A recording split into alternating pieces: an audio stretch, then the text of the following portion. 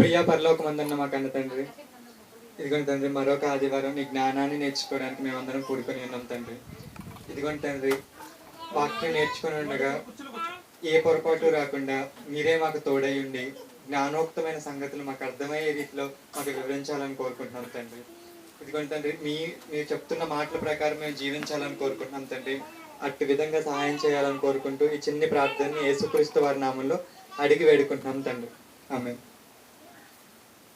నా పాఠం చెప్పేదానికంటే ముందు ఇప్పుడే మనం విన్న పరమగీత పాఠం గురించి ఒక్క మొక్క. పరమగీతం 1వ అధ్యాయం 3వ వచనం.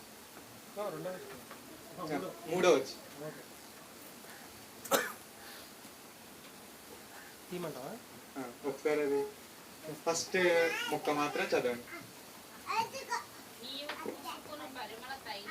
నీవు పూసుకొనిన పరిమళ తైలము సువాసన గలది.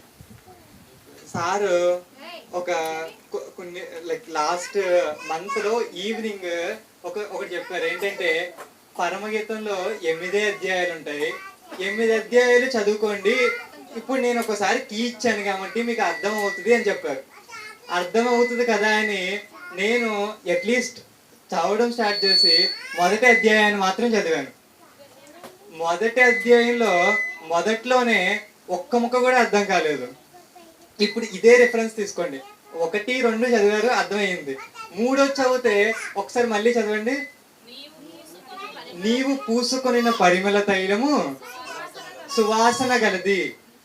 చదివితే మనకేమర్థం అవుద్ది? నువ్వు వాడుతున్న సెంటు బాగుంది అన్నట్టుగా అర్థమవుతుంది. ఇంతకు మించి ఏ ముక్క కూడా అర్థం కావట్లా. ఇది ఎందుకు జ్ఞాపకం చేశానంటే, మనకి ఈ ఇందాక చెప్పిన పాఠం యొక్క వాల్యూ అర్థం కావాలంటే మనం దీన్ని ఆలోచించాలి. నాకేమర్థమైందంటే, పరమగీతాన్ని మనం ఎలా అర్థం చేసుకోవాలంటే, నీకు ఒకవేళ మొన్న అప్పుడు సార్ చెప్పినట్టుగా ఒకవేళ 66 పుస్తకాల మీద 65 పుస్తకాల మీద నీకు పట్టుంటే అప్పుడు మాత్రమే పరమగీతం అర్థమవుతుందేమో అని అనిపించింది. ఇప్పుడు ఒకసారి ఇదే రిఫరెన్స్ చూడండి, అసలు ఏమన్నా అర్థమైందా అంటే మనకి వస్తున్న జ్ఞానం చాలా విలువైనది. ఇప్పుడు 1, 2 రిఫరెన్స్ ని ఎక్స్ప్లెయిన్ చేయడం వల్ల చాలా ఈజీగా అర్థమైంది. మరి ఇప్పుడు థర్డ్ది మనకి వెంటనే మళ్ళీ డౌట్ వచ్చింది. అంటే ఇక్కడ మనం చేయాల్సిన రీసెర్చ్ ఎంత ఉందండి? చాలా ఎక్కువ ఉంది. చాలా చేస్తేనే మనకు అర్థమయ్యే వీలుంది. అలాంటిది ఇలాంటి గ్రంథ పరిచయాలు లేకపోతే గ్రంథం గురించి వివరిస్తున్నప్పుడు మనం చాలా అటెన్షన్ పే చేసి చాలా చాలా శ్రద్ధతో నేర్చుకుంటే బాగా వస్తుంది అనేది నా ఫీలింగ్. అందుకే మనకి ఎగ్జామ్ కూడా ఉంది. ఎగ్జామ్ని ఏదో రాసామన్న పేరుతో కాకుండా బాగా చదువుకుంటే ఏంటి, మనకు కూడా ఈ పుస్తకం ఎందుకు రాయబడింది, అసలు దీన్ని ఎలా నేర్చుకుంటే, ఏ కోణంలో నేర్చుకుంటే బాగా అర్థమవుతుందో ఒక విషయం మనకి ఒక అవగాహన వస్తుంది. మనం ఎప్పుడన్నా మన పిల్లలు ఒకవేళ ఇది ఎలా చెప్పాలండి, ఇది ఎలా చెప్పాలని ఒకవేళ మన పిల్లలే మనల్ని అడిగారు అనుకోండి, అప్పుడు చెప్పలేని పరిస్థితుల్లో అంటే, అమ్మ అయితే నువ్వు అసలు బైబిల్ సరిగ్గా చదవా అని అతనే మిమ్మల్ని అన్నాడు అనుకోండి, మనకి ఎంత బాధ వేస్తుంది. అలా ఉండకూడదంటే ఇప్పుడు బాగా ఈ వస్తున్న అవకాశాన్ని సద్వినియోగం చేసుకుంటే సరిపోతుంది. సరేనండి, ఈరోజు మన పాఠంలోకి వెళ్ళిపోతాం. సో మన పాఠం ఏంటంటే, గత ఆదివారం చెప్పుకున్న దాన్ని కంటిన్యూషన్. గత ఆదివారం కొన్ని వారాలుగా మనం ఏం చెప్పుకున్నాం అంటే, బైబిల్ నిజమైన దైవ గ్రంథం. బైబిల్ నిజమైన దైవ గ్రంథమేనా? మీరందరూ వచ్చే ముందు బైబిల్ నిజమైన దైవ గ్రంథం అనుకుని వచ్చారా? వచ్చిన తర్వాత దాన్ని స్థిరం చేసుకున్నారా? అవును, వచ్చిన తర్వాత చాలా మంది స్థిరం చేసుకున్న వాళ్ళు ఉంటారు. ఎందుకంటే చాలా మంది ఇక్కడికి వచ్చిన వాళ్ళు 100% మంది కూడా ఎలా వస్తారంటే, క్రీస్తు చెబుతున్న మాటలను బట్టి, ఆయన చూపిస్తున్న ప్రేమను బట్టి వచ్చిన వాళ్ళే అధికంగా ఉంటారు. కానీ వచ్చిన తర్వాత విశ్వాసంతో ఇక్కడ ఈ బైబిల్ ఇదేదో మామూలు పుస్తకం లాగా లేదు. ఎందుకంటే బయట అనేకమైన పుస్తకాలు చూసాం, అలాంటి పుస్తకాల్లో ఇదేదో మంచి పుస్తకం కాదు, ఇది దేవుడే రాయించిన పుస్తకంగా మనకు అర్థమవుతూ వస్తుంది. మరి ఇలాంటి పుస్తకానికి మనం ఏం చేస్తున్నామంటే, అసలు ఒకవేళ దీన్ని పరీక్ష పెడితే ఎంతవరకు ఇప్పుడు అన్యులు లేకపోతే ఎవరన్నా అడగచ్చు, ఏంటండి దీని దీని నిబద్ధత ఏంటి, ఇది మీరు ఏకంగా దేవుడే రాయించాడు అని అంత పెద్ద స్టేట్మెంట్ ఇస్తున్నారు కదా, దీనికి అసలు ఉన్న ఆనవాళ్ళు ఏంటి అని ఎవరైనా అడిగితే చెప్పడానికి ఇదిగో చారిత్రాత్మక ఆధారాలు ఉన్నాయి, దీనికి పురావస్తు సంబంధమైన ఆధారాలు ఉన్నాయి. దీనిలో చెప్పింది ఏదో ఎక్కడో చదివిన కహానీ కథ లేకపోతే ఒక స్టోరీ కాదు, కానీ ఇది నిజంగా జరిగింది, చరిత్ర అని చెప్పడానికి కావాల్సిన ఆధారాలు చూసాం. అలాగే ఇదేదో విరుద్ధ లోపల రాయబడిన విషయాలు ఏదో సైన్స్ కి విరుద్ధంగా ఉన్నవి కాదు, కానీ సైన్స్ కూడా ఇదిగో దీన్ని ఒప్పుకుంటుంది అని మనం చూస్తున్నాం. అలాంటి విషయాల్లో ఒక విషయం దగ్గర మనకు వచ్చిన కాన్ఫ్లిక్ట్ ఏంటంటే మనిషి కోతి నుంచి వచ్చాడా అనే విషయం దగ్గర మనం ఆగాం. ఒకవేళ మనిషి కోతి నుంచి వచ్చాడే అని అనుకోండి, ఇప్పుడు క్రైస్తవ్యానికి వచ్చిన ఇబ్బంది ఏంటి, లేకపోతే మనకు వచ్చిన ఇబ్బంది ఏంటి? ఏంటంటే ఇదిగోండి, ఒకవేళ నిజంగా మనిషి కోతి నుంచి వచ్చాడంటే ఎవరన్నా చూపించి ఇదిగోండి దేవుడు లేడు అనడానికి వీల్లేదు. ఎందుకంటే దేవుడు మనిషిని కోతి నుండి కూడా చేసి ఉండొచ్చు కదా, చేసి ఉండొచ్చు. అంటే దేవుణ్ణి ప్రశ్నించడానికైతే సరిపోరు, కానీ బైబిల్ని ప్రశ్నించడానికి మాత్రం ఖచ్చితంగా వాళ్ళకి ఒక ఆయు పట్టు దొరుకుతుంది. ఎందుకంటే బైబిల్లో చాలా స్పష్టంగా ఏం చెప్పబడింది, మనిషి ఎలా చేయబడ్డాడని చెప్పారు, దేవుడే చేశాడు ప్లస్ నేల మట్టి నుండి చేశాడని అని.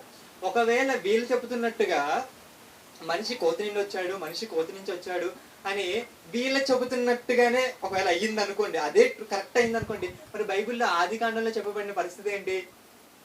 కొన్ని మంది పాస్టర్స్ ఏమంటున్నారంటే మీరు అలా తీసుకోకూడదండి, ఆది కాండాన్ని రూపకలంకారంలో తీసుకోవాలండి అని అంటున్నారు. కానీ నేను మీకు చారిత్రాత్మక ఆధారాలు చూపించినప్పుడు ఏం చూపించానంటే ఇదిగో అబ్రహాము గారు బ్రతికిన ఆ స్థలాలు, ఆ ప్లేసెస్ ఇవన్నీ నిజంగా ఉన్నాయి. ఇదిగో అబ్రహాముకి సంబంధించిన ఆనవాళ్ళు కూడా మనకి ఈ రోజు మన మధ్య ఉన్నాయి అని మనం చెప్పుకున్నాం. అంటే ఆది కాండంలో చెప్పబడిన అబ్రహాం మాత్రం నిజంగా ఉండి చెప్పబడిన మొదటి అధ్యాయం మాత్రం రూపకలంకరణలోకి ఎలా వెళ్తుంది? వెళ్ళదు కదా. అంటే ఇది ఏ మాత్రం ఆమోదయోగ్యంగా లేదు. ఒకవేళ బైబిల్ని కరెక్ట్ అని చెప్పాలంటే మనిషి ఖచ్చితంగా కోతి నుంచి రాలేదని చెప్పవలసినదే. ఒకవేళ వాళ్ళు కానీ కంప్లీట్ గా ఇదిగోండి ఇది కోతి నుండే వచ్చాడని ఎలాంటి ఆనవాళ్ళు చూపించగలిగినా బైబిల్ తప్పైపోతుంది. ఈ విషయం మనకు అర్థమైతే ఇప్పుడు ఒక వీడియో చూద్దాం. ఒక ప్రముఖ హేతువాది ఏం మాట్లాడుతున్నాడో బైబిల్ గురించి లేకపోతే ఈ డార్వినిజం గురించి ఏం మాట్లాడుతున్నాడో ఒకసారి చూద్దాం.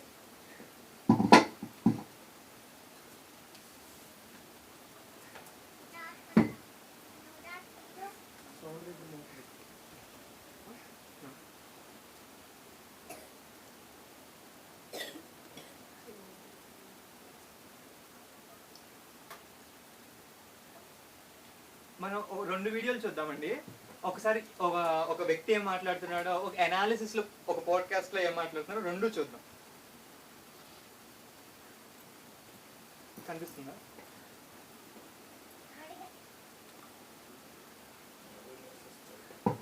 బైబిల్ ప్రకారం జస్ట్ వారం రోజుల్లోనే మనుషులతో సహా ఈ విశ్వం పూర్తిగా పుట్టింది. అప్పటి వరకు నమ్ముతున్న ఈ కట్టుకథకే డార్విన్ సిద్ధాంతం బ్రేకులేసింది. 1871లో మనుషులు ఎలా పుట్టారు అనే దాని మీద డీసెంట్ ఆఫ్ మ్యాన్ అనే గ్రంథాన్ని డార్విన్ పబ్లిష్ చేశాడు. ఇక అప్పటి నుంచి చర్చ్ మత పెద్దలు డార్విన్ సిద్ధాంతాన్ని చూసి లబోదిబోమంటున్నారు. అమెరికన్ ప్రెసిడెంట్ అయిన రొనాల్డ్ రీగన్ పరమ క్రైస్తవ మత ఛాందసవాది. ఇతను ఏకంగా డార్విన్ బుక్స్ ని తగలబెట్టాలనుకున్నాడు. స్కూల్స్, కాలేజెస్ లో డార్విన్ సిలబస్ ని పూర్తిగా తొలగించాలనుకున్నాడు.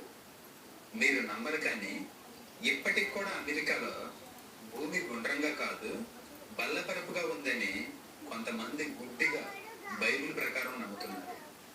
2012లో అమెరికాలో ఒక సర్వే చేశారు. ఆ సర్వే పేరు గ్యాలప్. దీన్ని మీరు గూగుల్లో కూడా చూడొచ్చు. ఈ సర్వే మెయిన్ ఉద్దేశం ఏంటంటే అసలు ఎంతమంది ఎవల్యూషన్ థియరీని నమ్ముతున్నారు, ఎంతమంది నమ్మట్లేదు అనే దాని మీద చేశారు. చివరగా ఈ సర్వేలో ఏం తెలియదంటే కేవలం ఒక 15% మంది మాత్రమే మనుషులు దేవుడి జోక్యం లేకుండా ఎవల్యూషన్ చెందారని నమ్ముతున్నారు. ఒక 32% మంది ఏమో కొన్ని లక్షల సంవత్సరాల క్రితం మొదటి జీవి నుంచి మనిషి ఎవల్యూషన్ చెందాడని మేము నమ్ముతాం. బట్ ఈ తతంగానంతా నడిపించేది పైనున్న దేవుడే అంటున్నారు. ఇక మరో 46% మంది ఏమో బైబిల్లో ఉన్న కట్టుకథకే మేము కట్టుబడ్డాం అని తలాడించారు. ఈ సర్వే ప్రకారం చివరిగా కంక్లూజన్గా ఏం చెప్పారంటే, అమెరికన్ స్కూల్స్లో పిల్లలకు ఎవల్యూషన్ థియరీని బోధించడంలో మెయిన్గా టీచర్స్ ఫెయిల్ అయ్యారని చెప్పారు. అసలు ఎందుకని డార్విన్ సిద్ధాంతం అంటే బైబిల్కి అంత భయం? ఐన్స్టీన్, హైజెన్బర్గ్ల సిద్ధాంతాల కన్నా డార్విన్ థియరీ అంత ప్రమాదకరమైందా? ఖచ్చితంగా కానే కాదు. మరి ఎందుకని రిలేటివ్ థియరీని, క్వాంటమ్ మెకానిక్స్ని పట్టించుకోకుండా ఎవల్యూషన్ థియరీకి అంతగా భయపడి వస్తున్నారు? ఎందుకంటే సాపేక్ష సిద్ధాంతం ఎవరికీ అంతగా కోపం తెప్పించదు. మనం నమ్ముకున్న మూఢనమ్మకాల్ని, కట్టుకథల్ని అంతగా వెక్కిరించదు. పైగా స్పేస్, టైం, మ్యాటర్, ఎనర్జీ ఈ సోదంతా సామాన్య జనాలకు అర్థం కాదు. మనిషికి ఆత్మ లేదని ఈ సిద్ధాంతాలు చెప్పవు. బట్ డార్విన్ సిద్ధాంతం నొక్కి చెబుతుంది. ఎవల్యూషన్ థియరీ ద్వారా మనిషి అనేవాడికి ఆత్మలు గీత్మలు ఏం లేవని తేల్చి చెప్పాడు. మరి ఆత్మలు లేకపోతే పోపుల గతేం కాను? ఈ మత పెద్దలేమో మనిషి చచ్చిన తర్వాత ఆత్మ ఉందంటారు. ఆ ఆత్మతో స్వర్గానికి, నరకానికి వెళ్తారంటారు. పైగా దేవుడికి, దెయ్యాలకి, మనుషులకి మధ్య వారధులం మేమే అంటారు. మరి ఇప్పుడు డార్విన్ చెప్పినట్టుగా ఆత్మ అనేది లేకపోతే స్వర్గం, నరకం లేదు. స్వర్గం, నరకం లేకపోతే జనాలు వీళ్ళని దెక్కరు. అది వీళ్ళ బాధంతా. వీళ్ళు రాసిన అబద్ధపు సిద్ధాంతాలని డార్విన్ ఖండించాడు. అలాంటప్పుడు మరి వీళ్ళెందుకు డార్విన్ని ఖండించరు? ఖచ్చితంగా ఖండిస్తారు. అసలు వీటన్నింటికంటే ముఖ్యంగా ఈ విశ్వం అనేది వారంలో పుట్టలేదని, బైబిల్ తప్పని డార్విన్ ప్రూవ్ చేశాడు. అదే వీళ్ళ మెయిన్ బాధ. వీళ్ళు ఒక్క డార్విన్నే కాదు, బైబిల్కి ఆపోజిట్గా ఎవరు మాట్లాడినా అందరినీ ఖండించారు, సజీవ దహనం చేశారు. భూమి కేంద్రం కాదు, సూర్యుడని చెప్పినందుకు కొపర్నికస్ని, సూర్యకేంద్రక సిద్ధాంతాన్ని మరింత ముందుకు తీసుకెళ్లినందుకు గెలీలియోని చచ్చే వరకు జైల్లో బంధించారు ఈ మత పెద్దలు. అలాగే ముందు శరీరం గురించి తెలిస్తేనే ఆత్మ గురించి తెలుస్తుందన్న సర్వేటస్ను దహనం చేశారు. ప్రతి నక్షత్రం కూడా ఒక సూర్యుడే అన్నందుకు బ్రూనోని రోమ్ నగరం మధ్యలో నిలబెట్టి ఒక స్తంభానికి కట్టిపడేసి కట్టెలు పేర్చి బహిరంగంగా కాల్చి చంపేశారు. మీరు నమ్ముతారో నమ్మరో, 1481 నుంచి 1808 వరకు ఇంక్విజిషన్ అనే దైవ దూషణ పేరుతో క్రైస్తవ మత పెద్దలు 3,40,000 మందిని శిక్షించారట. అసలు బైబిల్కి అంత భయం లేకపోతే ఎంతమందిని ఇన్ని విధాలుగా శిక్షించాల్సిన అవసరం ఏంటి?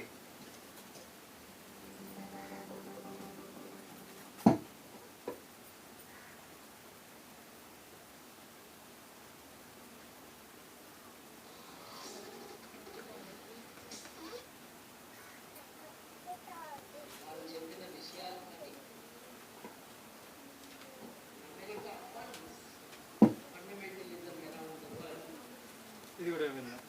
ఈ నేచర్ కి మనందరం ప్రిపేర్ అయ్యాం.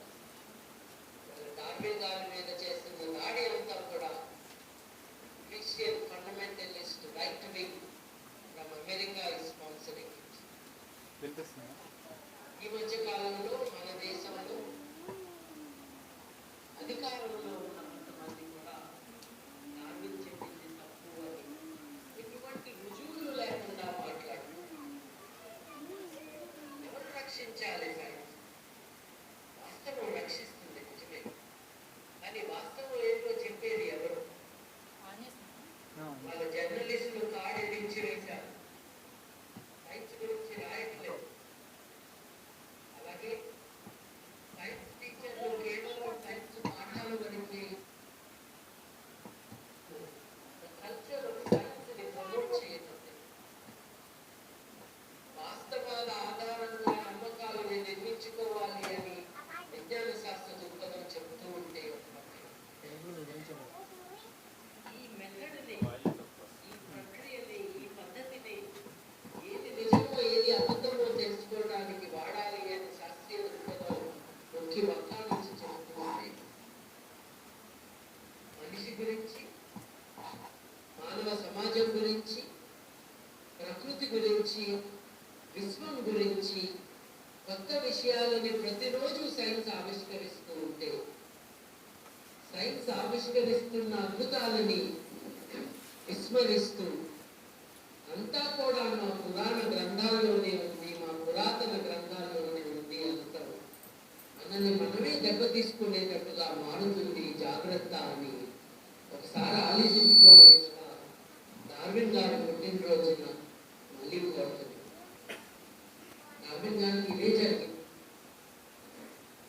బైబిల్లో ఉన్న విషయాలకి భిన్నంగా ఆయన కొత్త విషయాన్ని ఆవిష్కరించిన కారణంగా ఆయన మీద ఒక తాత్విక అసహనం, అలాగే ఇంటెలెక్చువల్స్ దగ్గర నుండి కూడా, మేధావుల దగ్గర నుండి కూడా అసహనం వచ్చినప్పుడు సైంటిస్టులే డార్విన్ గారి ఐడియాస్ని డిఫెండ్ చేసుకోవడం మనకు తెలుసు. ఆ బాధ్యత ఇవాళ సైన్స్ టీచర్లు అందరూ, సైన్స్ విద్యార్థులందరూ తీసుకోవాలి. ఆధునిక జీవశాస్త్రం డార్విన్ లేకుండా లేదే లేదు. ఆధునిక జీవశాస్త్రానికి పునాది వేసింది డార్విన్ గారి పరిణామ సిద్ధాంతం. పరిణామ సిద్ధాంతం వక్రీకరించి కోతి నుండి మనిషి పుట్టాడని డార్విన్ అంటున్నాడు, కోతి మనిషిగా మారట్లేదు కదా అని శిలిపి ప్రశ్నలు, నిజాయితీ లేని ప్రశ్నలు వేస్తున్నారు. డార్విన్ కోతి నుండి మనిషి వచ్చాడని చెప్పనే లేదు. డార్విన్ చెప్పినది కోతి నుండి మనిషి వస్తాడు అని కాదు, వచ్చాడు అని కాదు. డార్విన్ చెప్పింది ఏమిటి అని అంటే, తోకలేని మనుషులు, తోకలేని బొనోబోస్, తోకలేని చింపాంజీస్, వేటినైతే మనం ఏప్స్ అని అంటాం, తోక ఉన్న కోతులు, అటువంటి కోతి జాతికి చెందిన జంతువులు, వీటన్నిటికీ కూడా కొన్ని 10 లక్షల సంవత్సరాల క్రితం ఒక కామన్ యాన్సెస్టర్ ఉండేవాడు అని చెప్పారు డార్విన్. డార్విన్ కోతి నుండి మనిషి వస్తాడు, వచ్చాడు అని ఎప్పుడూ చెప్పలేదు. ఆయన దాడి చేయడానికి ఆయన అనని మాటలు తీసుకుని వాటి ఆధారంగా అబద్ధాలతో దాడి చేస్తారు. కోతులకి, మనుషులకి, వానరాలన్నిటికీ కూడా 10 లక్షల సంవత్సరాల పూర్వం ఒకటే కామన్ పూర్వీకుడు అయిన ఒక జీవి ఉండేది అన్నదే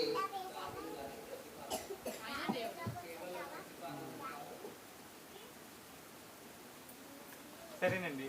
ఈ 2 వీడియోల్లో నేను చెప్పాలనుకున్నది ఏంటంటే మొదటి దానిలో మీరు చూసారు కదా, అతను ఎలా మాట్లాడుతున్నాడు. ఇదిగోండి బైబిల్, క్రైస్తవులు వీళ్ళు చాలా భయపడిపోయారు ఎప్పుడైతే డార్విన్ సిద్ధాంతం వచ్చిందో. ఇప్పుడు ఏంటంటే అతను చెప్పిన దాని ప్రకారం నాకు అర్థమైంది ఏంటంటే, అతనికి కంప్లీట్ అర్థం తెలియదు బైబిల్ గురించి. 6 దినాల్లో బైబిల్లో ఏమనుంది, 6 దినాల్లో దేవుడు చేసినట్టుగా ఉంది, కానీ ఏ దినాల్లో దేవుడు చెప్పలేదు కదా అక్కడ. అవి అప్పటికి భూమి చేయబడలేదు. అప్పటికి మరి ఏ దినాలు అనుకోవాలి? అప్పటికి ఉన్నదేంటి, విశ్వం ఒక్కటే అప్పటికి ఉంది. ఫస్ట్ చేసింది ఏంటి, విశ్వమే కదా. ముందు వెలుగుని చేశాడు, అక్కడి నుంచి ఒక్కొక్కటి స్టార్ట్ అవ్వకుంటూ అన్నీ వచ్చినాయి. అంటే ఇతనికి తెలియకపోవడం వల్ల ఇతనేం పొరబడుతున్నాడంటే, ఇక బైబిల్ని మొత్తం తప్పుగా అనుకుంటున్నాడు. దీనికి అతనికి ఆజ్యం దొరికింది ఏంటంటే, డార్విన్ థియరీలో ఆత్మ లేదని కానీ లేకపోతే అలాంటి విషయాలు డార్విన్ చెప్పలేదండి. కానీ డార్విన్ వాదులు ఏం చేస్తున్నారంటే, దాన్ని పెంచుకుని అతను చెప్పిన విషయాన్ని పెంచుకుని, ఇదిగోండి వాళ్ళకి అనువుగా, అంటే దేవుడు లేడు అనడానికి అనువుగా ఉంది కాబట్టి ఆ సిద్ధాంతాన్ని వాడుకుంటూ ఇది ఆత్మ లేదు అని ఇతను ఎక్స్టెండ్ చేసి చెప్తున్నాడు. అసలు ఆత్మ లేదన్న విషయమే డార్విన్ తన సిద్ధాంతంలో ఎక్కడా చెప్పలేదు. ఇంతకీ నెక్స్ట్ 2వ వీడియోలో చూస్తే బాబు గోకినేని గారు ఏం చెప్తున్నారంటే, ఇదిగో మీరు సైన్స్ ని కాపాడాలని ఇవన్నీ చెప్తూ, ఇదిగోండి దీని మీద సైన్స్ మీద ఒక దాడి లాగా వీళ్ళు చేస్తున్నారు.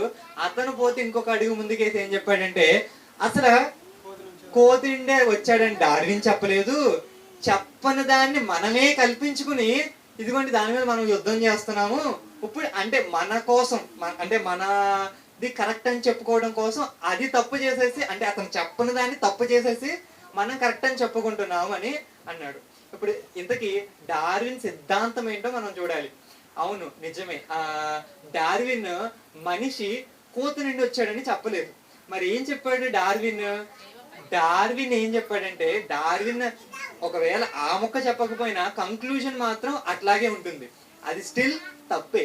అది ఎలాగంటే, డార్విన్ ఏం చెప్పాడంటే, ఇదిగో ఇలా క్రమేపీ జరుగుతున్న మార్పుల్లో ఒక్కదాని తర్వాత ఒకటి వస్తుంది. ఇదిగోండి, ఫస్ట్ ఇది ఒక్క కణం ఉండే చిన్న చిన్న బ్యాక్టీరియా ఉంటుంది చూసారా, ఆ ఒక్క కణం అనేది పుట్టింది. ఆ ఒక్క కణం నుండి బహుళ అంటే మల్టీ సెల్స్ ఉంటాయి చూసారా, అలాంటివి పుట్టాయి. తర్వాత బ్యాక్టీరియా ఉంటాయి చూసారా, బ్యాక్టీరియా పుట్టాయి. తర్వాత నాచు ఇలాంటివి ఉంటాయి చూసారా, ఇలాంటివన్నీ పుట్టాయి. ఇలా ప్రాణం పుట్టిన తర్వాత ఇలా కొంచెం తర్వాత చేపలని ఇలాంటివి పుట్టాయి. చేపలు ఏమైనాయి అంటే దానికి ఉండే పలుసులు ఇవంటాయి చూసారా, అవి అవి వృద్ధి చేసుకుంటూ భూమి మీదకి అవి వస్తాయి కదా.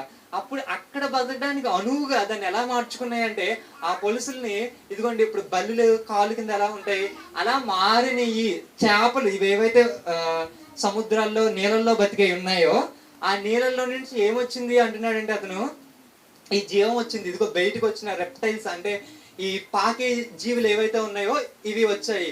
ఆ తర్వాత ఈ జీవులు ఎలా అయినాయి అంటే, ఎలా మారిపోయినాయి అంటే పక్షుల్లాగా మారినాయి. ఆ కాళ్ళు వాళ్ళకి ఎలా అంటే ఈ పొలుసులు ఇవన్నీ ఎలా మారాయంటే పక్షుల్లాగా మారినాయి అని చెప్పాడు.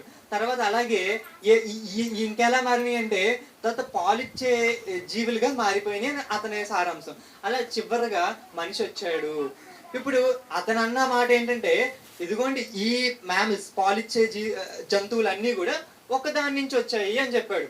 అంటే కోతి నుంచి డైరెక్ట్ గా వచ్చాడని చెప్పలేదు, కానీ ఇదిగోండి ఏదో ఒకటి ఉంది దాని నుండి వచ్చాయి అని చెప్పాడు. అంటే ఏవైతే పాలిచ్చే జంతువులు అన్నీ ఉన్నాయో మనిషితో పాటు వచ్చాయి అని చెప్పాడు. ఇది అతను చెప్పాడు. అంటే అతను డైరెక్ట్ గా కోతి నుండి వచ్చాడని అయితే చెప్పలేదు, కానీ తన సారాంశం ఏంటి, దేనిలో నుంచి ఒక దానిలో నుంచి వచ్చాడు అని. ఇది దేవుడు చేశాడని మాత్రం చెప్పలేదు. ఇంకా మరీ క్లియర్ గా తన ఆటోబయోగ్రఫీలో ఏం రాసుకున్నాడంటే, వాళ్ళ ఫ్రెండ్స్ కి రాసిన ఉత్తరాల ప్రకారం, ఇదిగోండి పూర్వం ముందు నేను ఎలా విశ్వసించేవాడినంటే, నా ఫ్రెండ్ ఒక వ్యక్తి ఉండేవాడు. అతను ఏం చెప్పేవాడంటే, అప్పట్లో ఒక థియరం ని ప్రపోజ్ చేశాడు ఒక పెద్ద సైంటిస్ట్. ఏమన్నాడంటే, ఇప్పుడు మీరు ఒక క్యాలిక్యులేటర్ తయారు చేశారంటే క్యాలిక్యులేటర్ లో 2వ ఎక్కం వస్తుంది కదండి, 2x1 2x2 2x3. ఎవరు పెట్టగలరు క్యాలిక్యులేటర్ లో 2వ ఎక్కం? ఎవరికైతే ఆ నాలెడ్జ్ ఉందో 2వ ఎక్కం ఆల్రెడీ ఎవరికి తెలుసో వాళ్ళే క్యాలిక్యులేటర్ లో అది పెట్టగలరు. 2 ఇనప ముక్కలు అతికిచ్చేసారు అనుకోండి, క్యాలిక్యులేటర్ తయారవ్వదు కదా. అంటే 2x1 కొట్టినప్పుడు 2 రావాలి. ఈ నాలెడ్జ్, ఈ తెలివి ఎవరైతే ఉందో వాళ్ళు, అంటే వెనకాల ఒక తెలివి ఉంటేనే క్యాలిక్యులేటర్ వచ్చింది కదా. చిన్న క్యాలిక్యులేటర్ ఇలా వచ్చినప్పుడు ఇంత మహావిశ్వానికి ఖచ్చితంగా ఒకళ్ళు వెనకాల ఇంటెలిజెన్స్ అనేది ఉంది అని ఒక సైంటిస్ట్ చెప్పాడు. అప్పుడు డార్విన్ ఏమంటాడంటే, పూర్వం ముందు నేను కూడా ఇది కరెక్టే అని అనుకున్నాను, కానీ నేను ఎప్పుడైతే నా థియరంని నేను ఎప్పుడైతే ప్రవేశపెట్టానో అప్పుడు ఇది వీగిపోయింది, ఇది ఇంకా తప్పు అయిపోయింది అని చెప్పాడు. అంటే స్పష్టంగా డార్విన్ ఏం చెప్పాడంటే, ఇదిగో ఇది కరెక్ట్ కాదు, దేవుడి నుంచి వచ్చాడు అనడం కరెక్ట్ కాదు అనేది అతని ఉద్దేశం. సరే, ఇకపోతే మనం ఒక్కసారి లాస్ట్ ఆదివారం మనం ఏం చూసామంటే, ఎందుకే మరి డార్విన్ మరి ఎలా జరిగిందయ్యా, ఇవన్నీ ఎలా వచ్చినాయి, తనంతటికి తాను అవి ఎలా వచ్చినాయి అంటే, అతను చెప్పిన విధానం ఏంటంటే న్యాచురల్ సెలక్షన్, ప్రకృతి వర్ణం అన్నాడు. మరి ప్రకృతి వర్ణం అంటే ఏంటి అని మనం లాస్ట్ ఆదివారం ఏం చూసామంటే, ప్రకృతి తనంతటి తాను సెలెక్ట్ చేసుకున్నది. ఇది మనం నేనేం చెప్పానంటే, ఈ థియరీ మనం ఎప్పుడు చూసినా కూడా ఇదే కాదు, సైన్స్ లో మనం ఏది చూసినా కూడా నిష్పక్షపాతంగా చూడాలి. మనకేదో బైబిల్లో దీనికి వ్యతిరేకంగా ఉంది కాబట్టి త్వరగా దీన్ని కొట్టేయాలి అనే ఉద్దేశం మనది కాదు, కానీ అసలు ఏది కరెక్ట్, ఇతను చెప్పింది కరెక్టా లేదా బైబిల్లో చెప్పబడింది కరెక్టా అనేది మనం చూడాలి. ఇప్పుడు నేను కొన్ని ఎగ్జాంపుల్స్ కూడా చూపించాను. ఏంటంటే న్యాచురల్ సెలక్షన్ తన ఎలా తన పుస్తకంలో రాసుకున్నాడంటే, ఆర్టిఫిషియల్ సెలక్షన్ అంటే బ్రీడింగ్ ఉంటుంది చూసారా, ఆ ఎగ్జాంపుల్ ని చూపిస్తూ దీన్ని చూపించాడు. అంటే ప్రకృతి ఇలా మారుతూ ఉంటుందండి, క్రమేపీ తనలో మార్పులు వస్తాయండి. ఈ క్రమేపీ వచ్చే మార్పుల్లోనే ఒక జీవిలో నుంచి ఇంకొక జీవి వచ్చిందండి అని చెప్పాడు. మరి దీనికి మీకు రుజువు ఏంటండి అంటే, మీరు ఒకసారి హైబ్రిడ్ మొక్కలు చూడండి. ఈ వరకు గింజలు ఉంటాయి చూసారా, ఈ గింజలు ఎక్కువగా ఉండేవి. ఇప్పుడు గింజలు లేని వాటితో దీన్ని హైబ్రిడ్ చేసి మొత్తం అంతా గింజలు లేకుండా చేసి పడేశారు. ఇప్పుడు ఇది ఏమైంది, ఈ చెట్టు అనేది పరివర్తనం చెందింది కదా, మరి ఇది పరివర్తనం చెందింది అంటే ఈ జీవి కూడా పరివర్తనం చెంది రావచ్చు కదండి అని అతను అన్నాడు. దీన్ని మనం లాస్ట్ ఆదివారం చూసాం. మరి అతను చెప్పిన పద్ధతి ప్రకారమే మనం ఒకవేళ అదే నిజమని అనుకుంటే నిజమే కదా. మరి ఒకసారి మీరు ఆలోచించండి. ఇంకొక ఎగ్జాంపుల్ కూడా చూసాం. యుద్ధ సమయాల్లో కొన్ని కుక్కలు ఫాస్ట్ గా పరిగెత్తగలవు, కొన్ని కుక్కలు వాసన బాగా పసిగట్టగలవు. అప్పుడు ఈ కుక్కని బ్రీడ్ చేసి ఏం చేశారంటే హైబ్రిడ్ కుక్కల్ని తీసుకొచ్చారు. యుద్ధ సమయాల్లో బాగా ఉపయోగపడినవారు. మరి ఇక్కడ ఒక కొత్త జాతి అనేది వచ్చింది కదా, అంటే ఒక కొత్త రకమైన ఒకటి వచ్చింది కదా. మరి ఇది రాగలిగింది అంటే అప్పట్లో ఆయన ఇది తీరం ప్రూవ్ చేసే టైంకి ఇది ఒక వండర్ అన్నమాట. అంటే ఎంత మంచి ఆవిష్కరణ అప్పుడు కనుక్కున్నారంటే ఇవి కనుక్కోవడం వల్ల చాలా యుద్ధాల్లో ఉపయోగపడి హైబ్రిడ్ వాటికి ఉపయోగపడి. మరి ఈ ఎగ్జాంపుల్స్ మనం చూసినప్పుడు నిజమే కదా అని అనిపించవచ్చు మనం ఫస్ట్ ఆలోచనలో. కానీ ఇతను చెప్పినదే చాలా విరుద్ధంగా ఉంది. ఎలాగంటే ఒకసారి మీరే ఆలోచించండి. మీరు టమాటాలో ఎక్కువ గింజలు ఉన్న దాన్ని తీసుకుని తక్కువ గింజలు ఉన్న దాన్ని తీసుకుని ఇదిగో రెండింటిని హైబ్రిడ్ చేసి ఏం చేశారు, జాంకాయలు పుట్టించుకొచ్చారు. అంతేనా? జాంకాయలు వచ్చాయా? యాపిల్ కాయలు వచ్చాయా? లేదు. ఏమొచ్చింది? పోనీ ఒక కుక్కని ఇంకొక కుక్కని తీసుకొచ్చి బ్రీడ్ చేశారు. ఈసారి పిల్లి వచ్చిందా? అంటే ఇది ఎలా ఉందంటే ఆ జాతిలోనే ఏం జరుగుతుంది, పరివర్తన జరుగుతుంది. వీళ్ళు ఎక్కడి వరకు వెళ్ళగలిగారంటే ఇదిగోండి ఆ జాతిలోనే ఏంటంటే ఇంకొక అంటే ఒక ఆ జాతిలోనే మార్పులు తీసుకురాగలిగారు. కానీ ఎక్కడికి వెళ్ళకపోయింది, జాతి నుండి జాతి. ఇప్పుడు వరకు మన చరిత్రలో, బయాలజీ చరిత్రలో ఎక్కడా కూడా ఇదిగోనండి రెండు జీవులు లైక్ హైబ్రిడ్ చేయడం వల్ల లేకపోతే ఈ సెలక్షన్ వల్ల ఇది కొత్త రకమైన జీవి పుట్టిందండి అని ఎక్కడ చరిత్రలో అసలు మన హైదరాబాద్ లో centre for cellular and molecular biology పెద్ద ల్యాబ్ ఉంది. ఈవెన్ పెద్ద పెద్ద అమెరికా లాంటి శాస్త్రవేత్తలు కూడా హైదరాబాద్ లో అది చాలా మంచి సెంటర్ అన్నమాట. అక్కడ కూడా ప్రతి సంవత్సరం చాలా రీసెర్చ్ పేపర్స్ ప్రొడ్యూస్ చేస్తూ ఉంటారు. అక్కడ కూడా అసలు ఆ ఇన్స్టిట్యూట్ లో కూడా ఎక్కడ కూడా దీని గురించి ఆనవాళ్ళు అంటే ఒక జీవిలో నుంచి ఇంకొక జీవి వచ్చింది అనడానికి ఎలాంటి ప్రూఫ్ అంటే అట్లీస్ట్ ల్యాబ్స్ లో అయినా, బయట పక్కన పెడితే ల్యాబ్ లో అయినా ఎక్కడా జరగలేదు.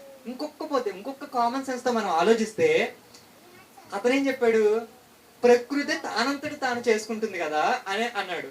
కానీ ఇక్కడ ఈ హైబ్రిడ్ అనేది ఎవరు చేస్తున్నారు, మనిషి చేస్తున్నాడు. వెనకాల ఒక ఉద్దేశం ఉంది, వెనకాల ఒక మేధస్సు ఉంది. ఏంటి ఇది చేయడానికి? ఇంత మేధస్సు ఉండి ఇంత ఉద్దేశం ఉంటేనే ఒక జీవిలో నుంచి ఇంకొక జీవిలోకి వెళ్ళలేకపోతే అసలు ఒక ఇంటెలిజెన్సే లేకుండా వేరే జీవిలోకి ఎలా వెళ్తుంది అంటే తన చెప్పిన ఉదాహరణే చాలా విరుద్ధంగా ఉంది. ఇంతకీ అసలు ఏదన్నా ఒక ప్రూఫ్ గా ఏది చెప్పాలి, ప్రూఫ్ గా రుజువుగా దాన్ని రుజువు చేయాలి, రుజువుని అర్థం చేసుకోవడానికి ఉదాహరణ ఇవ్వాలి. కానీ ఈయన ఏం చేశాడంటే రుజువుగానే ఒక ఉదాహరణ ఇచ్చాడు. అసలు ఫస్ట్ ఇలా చెప్పడమే తప్పు. ఒకవేళ ఆయన చెప్పిందైనా కరెక్ట్ గా ఉందంటే చెప్పింది కూడా కరెక్ట్ గా లేదు. సరే, ఇకపోతే ఇంతకు ఇప్పుడు మనం చూడాల్సింది ఏంటంటే ఇతను ఏ విధంగా జరుగుతుంది అంటే ఈ విధంగా జరుగుతుంది, ప్రకృతి తన అంతటి తాను సెలెక్ట్ చేసుకుంటుంది అని అన్నాడు. ఇప్పుడు సైంటిస్టులు మనం ఇలా అడిగినప్పుడు కొన్ని రుజువులను వాళ్ళు చూపించే ప్రయత్నం చేస్తారు. అవి ఏంటో చూద్దాం, ఆ రుజువులు ఏంటో ముందుగా చూద్దాం. చూసి ఆ రుజువులకి మనం అసలు అవి రుజువులైనా కాదా, అసలు దానిలో ఉన్న సత్యాసత్యాలు ఎంత అనేది ఒక విషయం మనం ఆలోచిద్దాం. ఫస్ట్ గా మనిషిలో వచ్చే జన్యుపరమైన మార్పులు, వాతావరణాన్ని బేస్ చేసుకుని జన్యుపరమైన మార్పులు వస్తాయి. మీరు బాగా ఆలోచిస్తే ఈక్వేటర్కి దగ్గరుండే వాళ్ళందరూ కొంచెం నలుపు వర్ణంలో ఉంటారు. కానీ అమెరికాలో ఉన్న వాళ్ళందరూ ఎలా ఉంటారు? ఎందుకని అంటే ఇప్పుడు వాతావరణంలో మార్పులను బట్టి శరీరం ఏమైంది, మార్చు అంటే పరివర్తన జరిగింది కదండి. మరి ఈ పరివర్తన జరిగినప్పుడు ఆ పరివర్తన కూడా జాతి నుండి కూడా జాతి జరిగే అవకాశం ఉంటుంది కదండి అనేది ఒకటి చూద్దాం. ఇవన్నీ ముందుగా వాళ్ళు ఏం చెబుతున్నారో చూద్దాం. తర్వాత రెండోది ఫాజిల్ రికార్డ్. అసలు ఫాజిల్ రికార్డ్ అంటే ఏంటో తర్వాత చూద్దాం. ఫాజిల్ రికార్డ్ను కూడా వాళ్ళు ఏం చెప్తున్నారంటే ఇది ఒక ఏంటంటే నిజంగా చెప్పాలంటే ఇది ఒక బలమైన ఆధారం. ఇప్పుడు నిజంగా ఈ థీరీ కరెక్ట్ అవ్వాలా రాంగ్ అవ్వాలా అని తేల్చగలిగేది అదొక్కటే. అంటే శిలాజాలు అని అంటాం. శిలాజాలు అంటే ఏంటంటే ఎముకలు ఇవి ఉంటాయి చూసారా. ఒక ఒక ఏదైనా ఒక జీవి చనిపోయినప్పుడు కుళ్ళిపోతుంది, కుళ్ళిపోయి భూమిలోకి అణిగిపోతుంది. అణిగిపోతున్న కొన్ని ప్రత్యేక కారణాల్లో ఏమవుతుందంటే అది ఘనీభవించి అక్కడ దానికి భూమిలో ఉన్న మినరల్స్ ని అలాంటి వాటిని తీసుకుని అదొక ముద్దలాగా అయిపోతుంది. అందుకే మీరు చూస్తే లైక్ కొన్నిసార్లు తవ్వుతూ ఉంటే పుర్రులు మాత్రం బయటపడతాయి, మాంసం బయటపడదు, మిగతా ఏం బయటపడదు, కానీ కొన్ని పుర్రులు మాత్రం బయటపడతాయి. అవేంటంటే అవంత ఈజీగా ఏమవ్వవు, కుళ్ళిపోవు, అంత ఈజీగా కుళ్ళిపోవు. ఆ తర్వాత క్రమేపీ కుళ్ళుతా కొన్ని ఉంటాయి. కానీ కొన్ని మనం వెంటనే పూడ్చిపెట్టేయడం వల్ల, లేకపోతే కొన్ని వాతావరణ పరిస్థితులు భూమిలో పాతి పెట్టబడిన పరిస్థితుల్లో అవేమవుతుందంటే ఘనీభవించి, అంటే అక్కడ ఉన్న మినరల్స్ ని ఇలాంటి వాటిని అన్ని తీసుకుని ముద్దలాగా మారి అది ఇంకెప్పటికీ ఏమవుదంటే అవ్వదనమాట. ఏమవుదంటే అసలు కుల్లదనమాట, అలా ఉంటదన్నమాట. అలాంటి వాటిని శిలాజాలు అంటారు. అవి మనకి చాలా ప్రాముఖ్యమైన పాత్ర పోషిస్తాయి. మనకి డైనోసార్లు ఉన్నాయి అని మనం ఎలా చెప్పగలిగాము అంటే, ఒకప్పుడు ఉన్నాయంటే ఇవి దొరికాయి కాబట్టి చెప్పగలిగాం అనమాట. ఇప్పుడు డార్విన్ కూడా తన సిద్ధాంతాన్ని ప్రతిపాదిస్తున్నప్పుడు చాలా స్పష్టంగా ఏం చెప్పాడంటే, ఇదిగోండి నేనేం చెప్తున్నాను, దీని నుంచి ఇది వచ్చింది అంటున్నాను కదా, దీనికి మీకు అనేకమైన ఏం దొరుకుతాయంటే ఫాజిల్స్ దొరుకుతాయి అని చెప్పాడు. ఇప్పుడు వీళ్ళు చెప్పేది కూడా ఏంటంటే సుమారు 2.5 కోట్ల ఫాజిల్స్ దొరికాయి. ఈ సంగతి ఏంటో మనం ఆలోచిద్దాం. 2.5 కోట్లు అంటే మామూలు విషయం కాదు కదా. ఇది కూడా వాళ్ళు ఏం చెప్తారంటే, ఇదిగోండి ఫాజిల్స్ మేము చెబుతూనే ఉన్నాం కదా దొరికాయి అని వాళ్ళు చెప్తారు. రెండోది. ఇంకొకటి ఇప్పుడు మూడో విషయం చూద్దాం. ఫస్ట్ విషయం మనం ఏం చెప్పుకున్నాం అంటే మనుషుల్లో వచ్చే ఈ జీన్ పరమైన మార్పులు, జెనెటిక్ చేంజెస్ అనమాట. అమెరికాలో ఉన్న వాళ్ళకి అలా చేంజెస్ వచ్చాయి, మనకేమో ఇలా చేంజెస్ వచ్చాయి కదా. సో వాతావరణాన్ని బేస్ చేసుకుని అవుతుంది అనేది ఒకటి. రెండోది ఏంటంటే ఈ ఫాజిల్ రికార్డ్, శిలాజాలు ఏవైతే ఉన్నాయో ఇవి రెండోది. ఇక మూడోది ఏంటంటే, ఇది మనకి ఎలా అర్థం చేసుకోవాలంటే, ఇది అర్థం చేసుకోవడానికి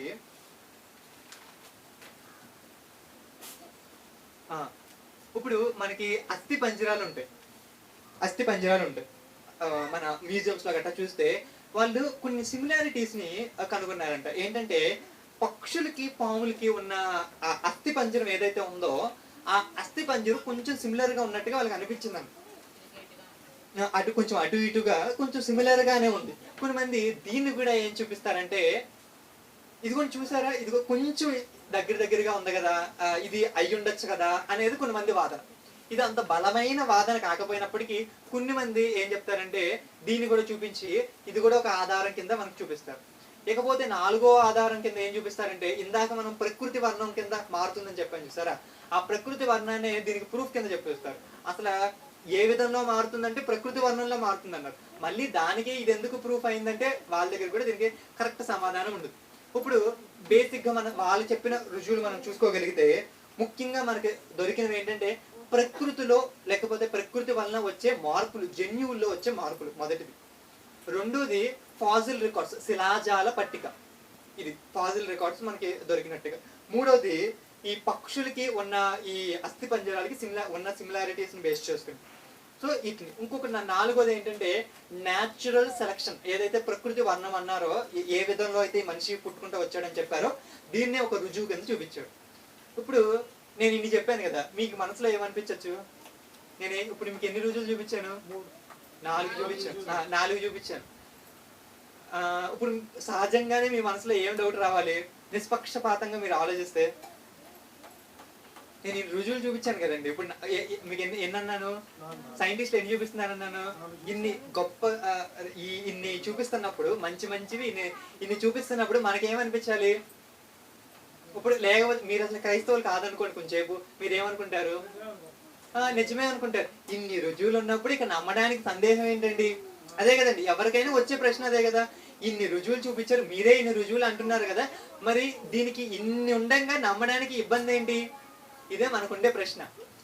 మరి ఒక్కసారి మనం ఆలోచిస్తే రుజువు అనేది వేరు, ప్రతిపాదన అనేది వేరు కదండి. ఇప్పుడు ఎవరైనా ఏదైనా చెప్పొచ్చు. ఇప్పుడు ఒక దొంగతనం జరుగుతుంది అనుకోండి, నేనేమంటున్నానంటే నేను ఒక ప్రతిపాదన చేస్తున్నాను. ఎలా ప్రతిపాదన చేస్తున్నానంటే దొంగతనం చేసే వాళ్ళందరూ కూడా బీద వాళ్ళండి అన్నాను. నేనేమన్నాను? దొంగతనం చేసే వాళ్ళందరూ కూడా బీద వాళ్ళండి అన్నా. ఒక ప్రతిపాదన చేశాను. ఇప్పుడు దొంగతనం చేసే వాళ్ళందరూ ఎవరన్నాను? నేను బీద వాళ్ళు అన్నాను. ఇప్పుడు ఇది రుజువు అవుతుందా? అవ్వదు. మరి రుజువు ఏంటి? నిరూపించటం. ఇప్పుడు మరి ఇది ఎప్పుడు పోతుంది? నువ్వు నిరూపించలేకపోయినా పోతుంది, లేకపోతే దీనికి విరుద్ధమైంది ఏదైనా చూపించగలిగినా కూడా పోతుంది. మీరు ఆలోచించండి. ఇప్పుడు దీనికి ఒక విరుద్ధమైంది మీరు కోట్ చేయాలి. ఇప్పుడు నేనేమన్నాను? దొంగతనం చేసే వాళ్ళందరూ కూడా బీద వాళ్ళండి అన్నా. ఇప్పుడు దీన్ని మీరు ఈ సిద్ధాంతాన్ని వీగిపోవడానికి మీరు ఏం చెప్పాలి? ఇప్పుడు చెప్పండి, మీకు అలా తోచిన ఏదో ఒకటి చెప్పండి. అలా ధనవంతుడికి కొన్ని ఎగ్జాంపుల్స్ చెప్పండి. ఒక ధనవంతుడు చేసే దొంగతనాలు ఉంటాయా ఉండవా? మరి ఒకవేళ ధనవంతుడు దొంగతనం చేస్తే ఇందాక నేను చెప్పిన స్టేట్మెంట్ ఏమైపోతుంది? తప్పు అయిపోతుంది. ఇంకా చెప్పాలని వస్తే అసలు దొంగతనాల్లో ఎక్కువ దొంగతనాలు చేసే వాళ్ళందరూ ధనవంతులే. దొంగ ఎంత చేస్తాడండి? అయితే 10 రూపాయలు, 20 రూపాయలు, అయితే ఒక 10,000 ఒక ఇంట్లో పడితే ఒక 1,00,000 రూపాయలు చేస్తాడు. విజయ్ మాల్యా ఎన్ని కోట్లు దొంగతనం చేశాడు? బ్యాంకుల నుంచి ఎగ్గొట్టాడు చాలా కోట్లు. వాటితో పోల్చుకుంటే అసలు ఈ దొంగలంతా ఎంత అంటే, ఒక ప్రతిపాదన ఎవరైతే చేశారో ఆ ప్రతిపాదన ఎప్పుడు వీగిపోతుందంటే దానికి విరుద్ధమైంది ఒకటి చూపించగలిగితే, లేకపోతే వాళ్ళు ప్రూవ్ చేయలేకపోతే. ఇప్పుడు మీరేమన్నారంటే ఇదిగోండి దొంగతనం చేసే వాళ్ళందరూ బీదవాళ్ళండి అంటే, ఇదిగోండి దొంగతనం చేసే వాళ్ళందరూ ధనవంతులు కూడా ఉన్నారు మీరు ఎప్పుడైతే చూపించారో ఇది వీగిపోయింది. ఇప్పుడు మనం కూడా ఇలాగే ఒకసారి డార్విన్ సిద్ధాంతాన్ని చూస్తే, ఇతను చెప్పిన ఈ థీరీస్ లో ఇతను చెప్పిన విషయాల గురించి ఇతడు ఏ రుజువుని చూపించలేదు ఫస్ట్ గా. కానీ తర్వాత దీన్ని అవలంబించుకుని చాలా మంది ఏం చేశారంటే కొన్ని ప్రూఫ్స్ ని చూపించడానికి ట్రై చేశారు. దానిలో ప్రాముఖ్యమైనది ఈ శిలాజాల పట్టిక, లేకపోతే ఈ పర్యావరణ మార్పులు ఇలాంటివి. సరేనండి. ఇప్పుడు ఇలాగే మనం ఆలోచించుకుంటూ వెళ్తే ఈ రుజువుల గురించి మనకున్న అభ్యంతరాలు ఏంటో చూస్తే మన పాఠం అయిపోతుంది. కానీ ఇంకొక చిన్న విషయం కూడా నేనేం చెప్పాలనుకుంటున్నానంటే, డార్విన్ ప్రపోజ్ చేసిన వాటిలో 2 రకాలు ఉన్నాయండి. ఏంటంటే డార్విన్ ఏం చెప్పాడంటే క్రమేపీ పెరుగుకుంటూ వస్తుంది అన్నాడు కదా. ఎలా పెరుగుకుంటూ వస్తాడు? ఇప్పుడు నేను ఒక పక్షిని అనుకోండి, పక్షిలో ఏమొస్తుందని చెప్పాడంటే అతను చాలా డీటెయిల్డ్ గా రాశాడు. ఏం రాశాడంటే పక్షులు చిన్న చిన్న మార్పులు వస్తాయి, క్రమేపీ మార్పులు వస్తాయి. ఇలా వస్తూ ఏమవుతుందంటే అది ఒకాని సందర్భంలో ఏమైపోతుందంటే వేరే జీవిగా మారుతుంది అన్నాడు. ఇక్కడ 2 విషయాలు మనం గమనించాలి. ఒకటి ఏంటంటే తనలో వచ్చే క్రమేపీ మార్పులు, అంటే జీవిలో మార్పులు వస్తుందని చెప్పాడు. రెండో విషయం ఏం చెప్పాడంటే జీవి నుండి జీవికి కూడా మార్పులు వస్తాయి అని చెప్పాడు. ఇతను చెప్పిన దానిలో కొంత సత్యం ఉంది. అదేంటి?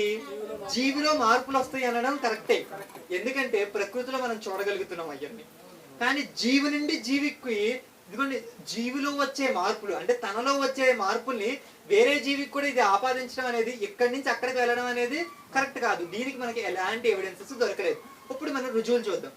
ఫస్ట్ మనం ఏం చూద్దామంటే ఈ శిలాజాల పట్టిక చూద్దాం. ఈ శిలాజాల పట్టికలు మనం ఆలోచిస్తే 2.5 కోట్ల శిలాజాలు దొరికాయి. మనం డార్విన్ సిద్ధాంతాన్ని నమ్మడానికి బలమైన ఒక థింగ్ ఏంటంటే ఈ శిలాజాల పట్టికే మనకు ఉపయోగపడుతుంది. ఒకవేళ డార్విన్ కూడా తన పుస్తకంలో ఏం రాశాడంటే, ఒకవేళ మీకు గాని తర్వాత కాలంలో మీకు అనేకమైనవి దొరుకుతాయి, 2.5 కోట్లు దొరికాయి కూడా, ఈ అనేకమైనవి దొరుకుతాయి. ఒకవేళ మీకు దొరకలేకపోతే నేను చెప్పినవన్నీ కూడా మీకు అలా లింక్స్ అన్ని దొరకలేకపోతే నా సిద్ధాంతం వీగిపోయిందని తన పుస్తకంలో తానే రాశాడు. తన ఆరిజిన్ ఆఫ్ స్పీసెస్ అనే పుస్తకంలో ఏదైతే ఈ డార్వినిజం అని ఇది ఉందో, మనిషి ఇలా వచ్చాడని చెప్పే పుస్తకం ఉందో, ఆ పుస్తకంలోనే ఆయన చాలా విపులంగా రాసిన విషయం ఏంటంటే, ఒకవేళ శిలాజాలు గాని దొరక్కపోతే ఈ నా సిద్ధాంతం వీగిపోయినట్టే అని చెప్పాడు. అప్పుడు మనం ఆలోచిద్దాం. 2.5 కోట్లు దొరికితే మరి ఏం దొరికాయి? 2.5 కోట్లు దొరికాయి. దానిలో 2.5 లక్షల జీవులకు సంబంధించిన శిలాజాలు దొరికాయి. అంటే ఒక్కొక్క జీవికి 1,00,000 పేచీలకు శిలాజాలు దొరికాయి. మరి ఎలాంటివి దొరికాయని సైంటిస్టులు అన్ని పేర్చి చూస్తే అవన్నీ కూడా ఇప్పటికి టిల్ 2.5 కోట్లు దొరికాయి కదా. ఇవన్నీ ఒక అమెరికాలో పెట్టి చూస్తే అటు పక్షి కనిపిస్తుంది, ఇక్కడ పాము కనిపిస్తుంది. మరి పక్షి నుంచి పాము నుండి పక్షికి వెళ్ళాడని చెప్పాడు కదా. మరి మధ్యలో ఉన్న లింక్స్ ఏవి, అవేవి అప్పుడు అడుగుతుంది కూడా వాళ్ళని. అడుగుతున్న ఒకే ఒక క్వశ్చన్ ఏంటంటే, డార్విన్ ఏం చెప్పాడంటే క్రమేపీ మార్పు చెందుతూ వెళ్తుందండి అని చెప్పాడు. ఆయన చాలా క్లియర్ గా రాసింది ఏంటంటే, అది చాలా ఇంపార్టెంట్ పదం ఏంటంటే గ్రాడ్యువల్ అనే పదాన్ని వాడతాడు. అంటే క్రమేపీ. ఇప్పుడు ఎలాగంటే ఒక చిన్న పక్షికి రెక్క ఉందనుకోండి, ఆ రెక్క చేయిగా మారిపోదు, అది క్రమేపీ మారుకుంటూ వెళ్తుంది. మీకు అన్ని లింక్స్ దొరుకుతాయని తన పుస్తకంలో చాలా స్పష్టంగా రాశాడు. అంటే ఏంటి, ఇప్పుడు ఒకవేళ చేప పక్షి అయింది అనుకుందాం, ఆ మధ్యలో ఏమి ఉండాలి, కొంచెం అటు చేపలాగా కాకుండా ఇటు పక్షిలాగా కాకుండా మధ్యలో ఒక మధ్యస్థమైంది ఉండాలి. ఇప్పటి వరకు దొరికిన 2.5 కోట్లని పేర్చి చూస్తే సైంటిస్టులు దానికి చూస్తే అయితే అటు పక్షి అయినా అవుతుంది, ఇటు పాము అయినా అవుతుంది, కానీ మధ్యలో ఒక్కటంటే ఒక్కటి కూడా దొరకలేదు. ఒక్కటి కూడా దొరకలేదు. అసలు ఇది ఎప్పుడైతే దొరకలేదో అప్పుడే ఏమైపోయిందంటే సిద్ధాంతం వీగిపోయింది. ఎందుకంటే మనం కొట్టడేయడం కాదు, కానీ ఆయనే తన స్వహస్తాలతో తన పుస్తకంలో రాసుకున్నాడు. ఏంటంటే ఎప్పుడైతే మీకు శిలాజాలు ఎప్పుడైతే దొరకవు అనే ఎప్పుడైతే మీకు దొరకలేదో అప్పుడు నా సిద్ధాంతం వీగిపోయినట్టే అని చెప్పాడు. ఆయన చెప్పిన మాట ప్రకారమే ఇప్పటికి 2.5 కోట్లు. కొన్ని మంది ఏమంటారంటే దొరుకుతాయిలేండి అంటారు. ఇంకెక్కడ ఇప్పుడు మనకు ఒక 20 దొరికాయి అనుకోండి, ఏమనుకోవచ్చు, దొరుకుతాయిలేండి అనుకోవచ్చు. 2.5 కోట్లు ఆల్రెడీ దొరికేసిన తర్వాత ఇంకా దొరుకుతాయనే సమస్య కాదు, దొరికిన వాటిలో ఎన్ని మధ్యస్థమైనవి ఉన్నాయి, మచ్చుకు ఒక్కటి కూడా లేదనేది ఇప్పటికే సైంటిస్టుల రికార్డుల ప్రకారం మచ్చుకు ఒక్కటి కూడా లేదనేది ప్రతిపాదన. అది మరి ఆయన చెప్పిన మాటల ప్రకారమే ఫస్ట్ ఏదైతే చూపిస్తున్నారో ఆయన చెప్పిన మాటల ప్రకారం అది వీగిపోయింది. ఇకపోతే రెండో విషయం ఏంటంటే, ఆయన ఒక కణంలో నుంచే వచ్చిందని చెప్పాడు కదా. ఈ చెప్పిన పద్ధతుల్లోనే ఆయన ఇంకా ఏం చెప్పాడంటే, మామూలుగా సృష్టి అంతా అంటే నాన్ లివింగ్ లో నుంచి లివింగ్ వచ్చింది అన్న పదం కూడా ఆయన వాడతాడు. అంటే సూర్యకాంతిలో నుండి అలా వస్తున్నప్పుడు ఆ పరిణామంలో హైడ్రోజన్ కొంచెం గ్యాసెస్ తో కంబైండ్ అయ్యి ఫస్ట్ సెల్ ఫామ్ అయింది. జీవం అనేది ఎలా వచ్చిందంటే అలా వచ్చింది అని చెప్తాడు. అంటే ఫస్ట్ ఒక చిన్న బ్యాక్టీరియా అంటే పురుగు, ఒక చిన్న కణం ఉండేది ఉంది, దాని నుంచి వచ్చిందని చెప్పడు ఆయన. అసలు జీవం లేని దగ్గర నుంచి జీవం వచ్చిందని చెప్తాడు. దీన్ని అప్పట్లో కర్కట్ అనే ఒక సైంటిస్ట్ దీన్ని ప్రూవ్ చేయడానికి ట్రై చేశాడు. అప్పుడు ఒక మిల్లర్స్ ఎక్స్పెరిమెంట్ అని ఒక మిల్లర్ కూడా దీని గురించి చెప్తాడు అనమాట. కర్కట్ అనేది అతని పుస్తకంలో కూడా ఈ విషయాల గురించి రాస్తాడు. ఇప్పుడు మిల్లర్స్ ఎక్స్పెరిమెంట్ అంటే ఏంటంటే, హైడ్రోజన్ లో కొన్ని వాయువుల్ని కలుపుతారు. అవేంటంటే methane, ammonia, water vapour. Hydrogen కి సూర్యకాంతి సమక్షంలో ఏం కలుపుతారంటే మీథేన్, అమోనియా, వాటర్ వేపర్. వీళ్ళ ఉద్దేశం ఏంటంటే భూమి స్టార్టింగ్ లో ఈ గ్యాసెస్ ఉన్నాయండి అని వీళ్ళు అనుకుని వీళ్ళు ఏం చేయగలిగారంటే hydrogen, methane, ammonia, water vapour అంటే ఆవిరి, నీటి ఆవిరిను అమోనియాను కలిపి తర్వాత మీథేన్ అనే ఒక గ్యాస్ ని కూడా కలిపి ప్లస్ దీంతో పాటు హైడ్రోజన్, నీళ్ళలో ఉండే హైడ్రోజన్ ని కలిపి సూర్యరశ్మిని దీని గుండా పాస్ చేస్తే కొన్ని సంవత్సరాలకి జీవం పుట్టింది, అక్కడ బ్యాక్టీరియా పుట్టింది. ఈ ఎక్స్పెరిమెంట్ సక్సెస్ అయింది. ఇప్పుడు జీవం లేని దానిలో నుండి ఏమొచ్చింది, జీవం ఉన్నది వచ్చింది. ఇప్పుడు సైంటిస్టులు అందరూ, ఈ డార్విన్ వాదులందరూ వాళ్ళు చెప్పింది ఏంటంటే, మేము చెబుతానే ఉన్నాం కదండి, ఇది ఒక ఎగ్జాంపుల్ మాత్రమే అని వాళ్ళు చెప్పడం జరిగింది. మరి ఆ ఎక్స్పెరిమెంట్ కరెక్టే, చేసిన విధానము కరెక్టే. కాదు, చూద్దాం. అది కూడా చెప్పిన ఆ పాయింట్ కూడా కరెక్టే.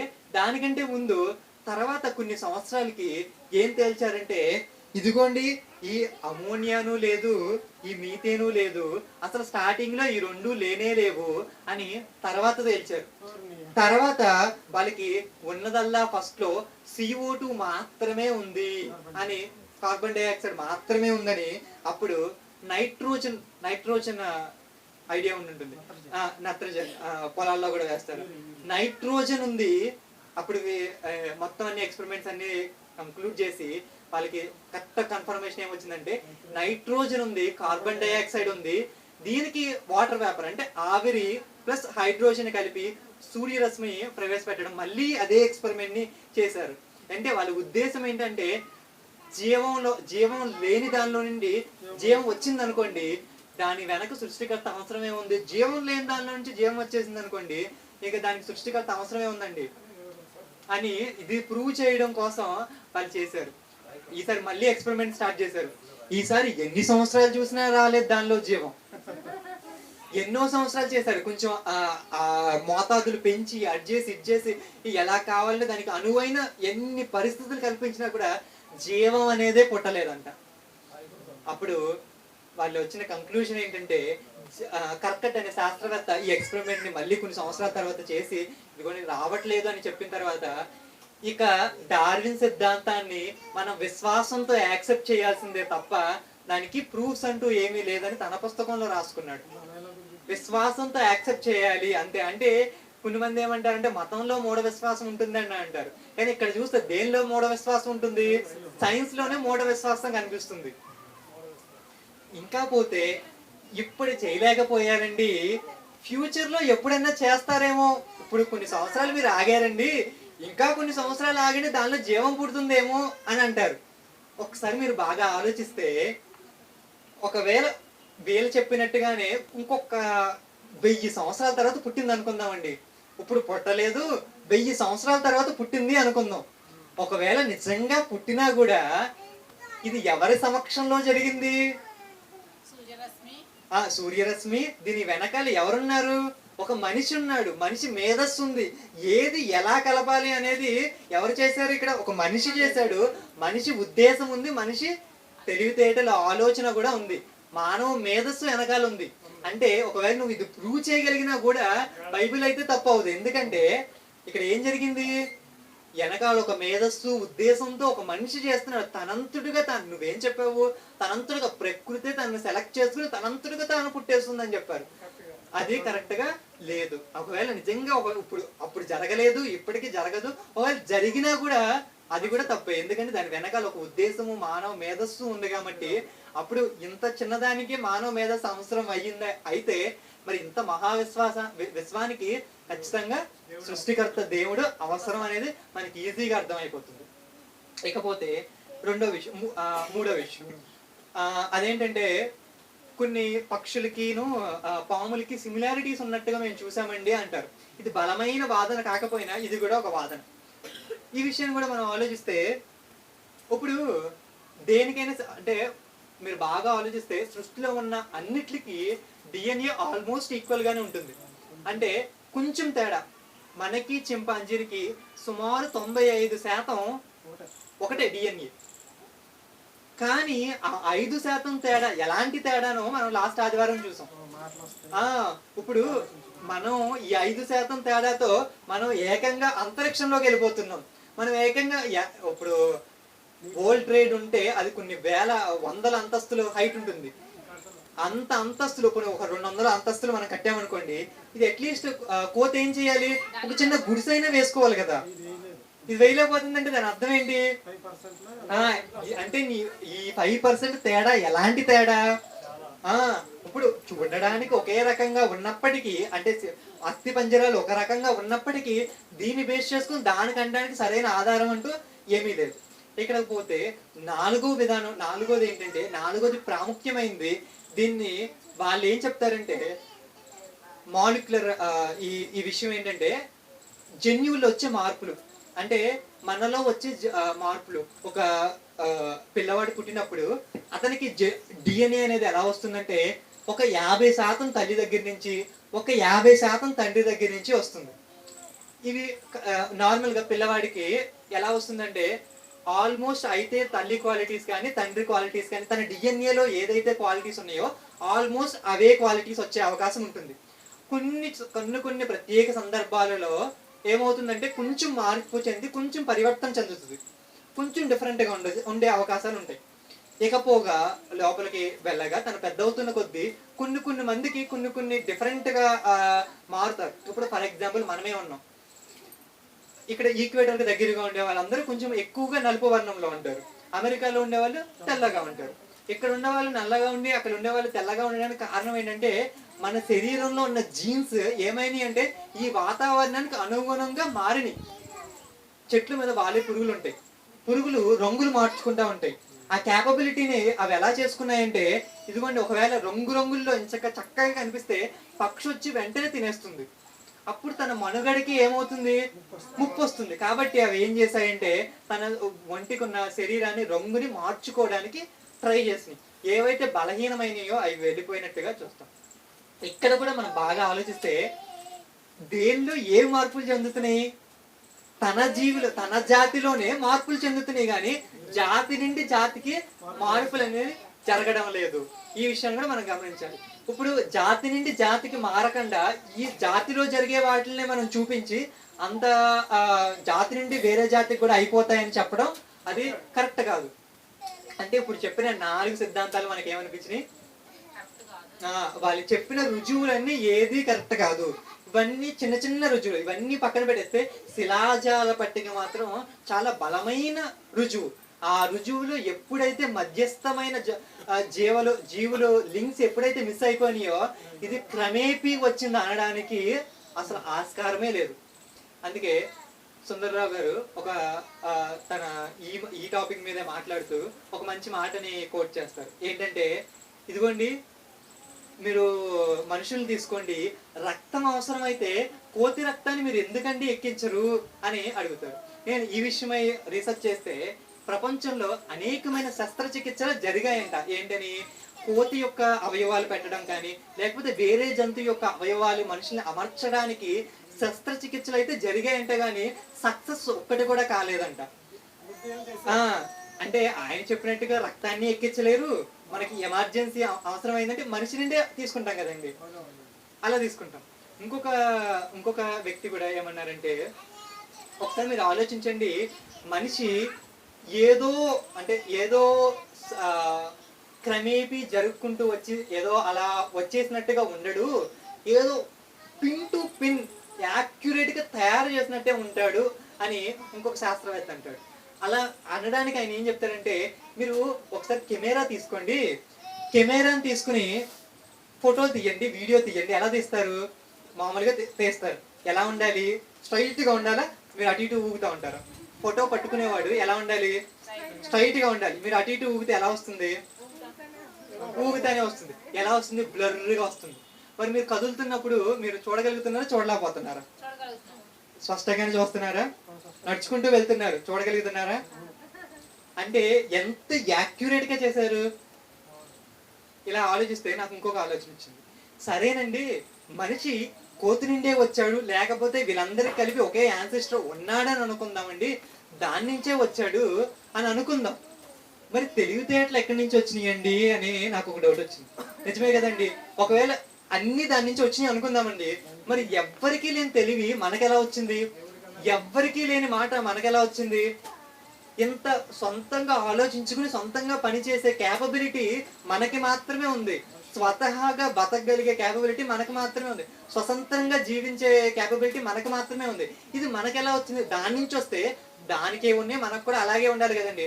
మనం కూడా దానిలాగా ఇంకొక జీవిలాగా అయితే వేటాడుకుంటున్నాం, ఎలాగోలాగా బతకాలి. కానీ మనం అభివృద్ధి ఎందుకు చెందుతున్నాం? మన మేధస్సు ఇంతగా ఎలా ఆలోచించగలుగుతుంది?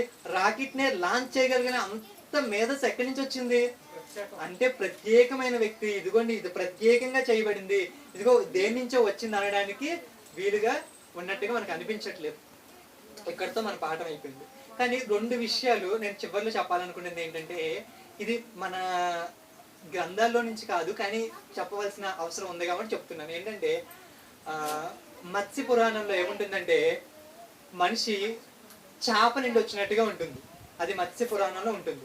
కానీ మనకి అలాంటి ఫాజిల్ రికార్డ్స్ కానీ అలాంటివి దొరికినట్టుగా మనకి ఎక్కడా కూడా కనిపించదండి. అంటే డైరెక్ట్గా చేప నుంచి వచ్చినట్టుగా మనకి ఎక్కడా కనిపించదు. సో అదే ఒకటి. రెండోది ఏంటంటే రామాయణంలో ఒక విషయం ఏంటంటే రాముడికి హెల్ప్ చేసేది వానరులు. వానరులు అంటే ఎవరంటే మాట్లాడే కోతి జాతికి సంబంధించిన వాళ్ళు. ఇప్పుడు అనేకమైన ఫాజిల్ రికార్డ్స్ దొరికాయి, అనేకమైనవి దొరికాయి, కానీ ఎక్కడా కూడా మాట్లాడే కోతులకు సంబంధించిన ఫాజిల్ రికార్డ్స్ దొరకలేదు. కాబట్టి అంటే ఒకవేళ ఈ రెండింటిని బేస్ చేసుకుని మనకి ఎక్కడన్నా డౌట్ రావచ్చేమో అని నేను ముందే చెప్తున్నాను. ఎందుకంటే ఒకవేళ అవి జస్ట్ ఊరికే అలా రాయబడినాయేమో నాకు తెలియదు, కానీ అట్లకైతే ఫాజిల్ రికార్డ్స్ అయితే లేవు, దానికి శిలాజాల ఆధారాలు అయితే లేవు. సరేనండి, కంక్లూడ్ చేస్తూ ఒక్కసారి మనం ఆలోచించగలిగితే మనం బైబిల్కి సైన్స్కి ఉన్న సారూప్యత చూస్తే నిజమైన సైన్స్ ఏదైతే ప్రకృతిలో ఉన్న ధర్మాలు ఉంటాయి చూసారా, అలాంటి సైన్స్తో ఎప్పుడు కూడా బైబిల్ విభేదించదు. కానీ ఇలా సైంటిస్టులు చేసే ఇలాంటి ప్రతిపాదనలు మనం ఆలోచించాల్సిన విషయం ఉంది. ముఖ్యంగా ఇలాంటి మనిషి కోతి నుండి వచ్చాడు అనే ఈ విషయాన్ని మనం ఆలోచిస్తే ఎక్కడా కూడా ఏ విషయంలో కూడా మనకి ఇసుమంతా కూడా ఏమనిపించలేదు, వచ్చినట్టుగా అనిపించలేదు. కానీ మరి డార్విన్ సిద్ధాంతాన్ని ఎందుకండి ఇన్ని సంవత్సరాలుగా పట్టుకొని వస్తున్నారంటే ఆయన చెప్పిన ఒకే ఒక్క ఇంపార్టెంట్ విషయం ఏంటంటే తనలో వచ్చే మార్పులు ఉన్నాయి చూసారా, అవి ఇంపార్టెంట్. ఎందుకంటే కోవిడ్లో కరోనా వైరస్ ఏం చేసింది, మార్పు చెందింది. అంటే మనుషుల్లో జీవంలో వచ్చే మార్పులు. ఇప్పుడు మనకి టమాటా హైబ్రిడ్ ఉంది, ఆయన చెప్పకపోయినప్పటికీ అది ఆల్రెడీ ఉన్నదే కాబట్టి అది కరెక్టే. కానీ ఆయన ఒక సిస్టమేటిక్ వేలో చెప్పాడు కాబట్టి దాన్ని చాలా మంది చదువుకోవడం అనేది జరుగుతుంది. ఈ జన్యువుల్లో వచ్చే మార్పుల గురించి, ఈ జీన్స్ లో వచ్చే మార్పుల గురించి ఈ విషయాలన్నీ చెప్పడం జరిగింది. ఇకపోతే ఈ ఒక్క మైక్రో ఎవల్యూషన్, మ్యాక్రో ఎవల్యూషన్, జాతిలో వచ్చే పరిణామము, జాతి నుండి జాతికి వచ్చే పరిణామం. డార్విన్ చెప్పిన జాతిలో వచ్చే ఎవల్యూషన్ లో, పరిణామంలో ఎలాంటి సందేహం లేదు. ఆయన చెప్పింది కరెక్టే. ఏంటి, జాతిలో వచ్చే చేంజెస్. ఇప్పుడు మనిషిలో వచ్చే చేంజెస్ ఆయన చెప్పిన దానిలో తప్పేం లేదు. ఒక మనిషిలో చేంజెస్ వస్తాయి, పక్షిలో చేంజెస్ వస్తాయి. జాతిలో ప్రకృతి వలన వచ్చే చేంజెస్ ని మనం ఒప్పుకుంటాం, ఎందుకంటే ప్రకృతిలో కంటికి కట్టినట్టుగా కనిపిస్తుంది. కానీ జాతి నుండి జాతికి మారిపోతాడు అని అనడానికి ఎలాంటి రుజువు లేదు. నేను చెప్పడం కాదు, కానీ భారత ప్రభుత్వమే దీన్ని కొన్ని సంవత్సరాల కిందట NCERT టెక్స్ట్ బుక్స్ లో నుంచి తొలగించింది. ఎందుకని, డార్విన్ సిద్ధాంతాన్ని తీసేసింది. ఎందుకంటే దీనికి తగినంత రుజువులు లేవు కాబట్టి. ఇక మనం చెప్పాల్సింది ఏమీ లేదు. గవర్నమెంట్ ఏం చేసింది, NCERT సిలబస్ అంటే మన ఆల్ ఇండియా లెవెల్లో IASL చదివే సిలబస్ కూడా NCERT పుస్తకాలు వాళ్ళు చదువుతారు. NCERT లోంచి కూడా వాళ్ళకి ఇంటర్వ్యూలో కూడా బిట్స్ వస్తాయి. నాట్ ఓన్లీ రైటింగ్ రిటర్న్ టెస్ట్లోనే కాకుండా వీటిల్లో కూడా వస్తాయి అన్నమాట. ఏంటి, ఎగ్జామ్స్ వాళ్ళకి ఇంటర్వ్యూస్ లో కూడా చాలా వస్తాయి.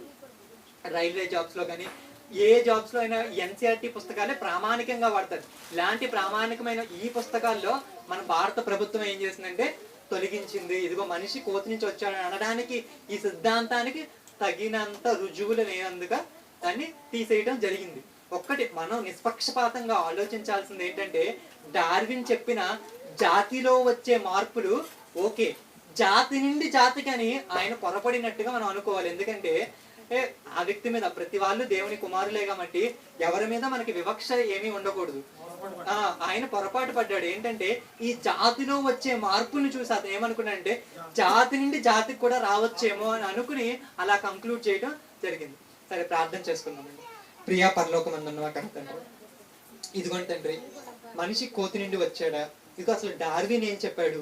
ఇదిగోండి తండ్రి, కోతికి మనిషికి ఇలాంటి వాటిలో అన్నిటికీ ఒక కామన్ యాన్సిస్టర్, అంటే ఒక జంతువు నుండి లేకపోతే ఒక జీవి నుండి వచ్చినట్టుగా ఆయన చెప్పాడు తండ్రి.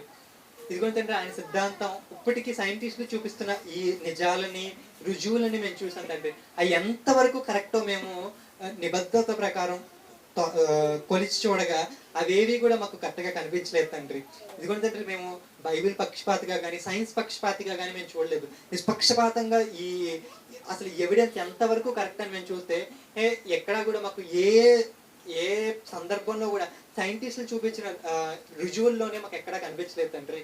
ఇందు ప్రకారం మీరు రాసించిన బైబిల్ ఎంత ప్రామాణికమైన గ్రంథమో, ఎంత నిబద్ధత కలిగిన గ్రంథమో మేము తెలుసుకుంటున్నాం తండ్రి. ఇదిగోండి తండ్రి, ఇంత మంచి గ్రంథాన్ని మాకు ఇచ్చారు.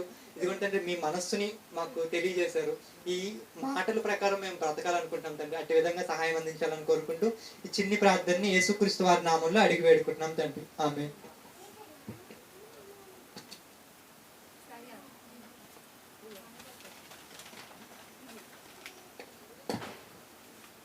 అంటే మొన్న వారం ఈ వారం ఏంటి పూర్తిగా అర్థమైంది కదా. మొన్న వారం పార్ట్ 1, ఈ వారం పార్ట్ 2. పార్ట్ 1 యూట్యూబ్లో అప్లోడ్ చేస్తే 360 మంది చూసారండి. ఇప్పుడే చూసారు రిపోర్టు, 360. ద్రాక్షరసం అయిపోయినాయంట.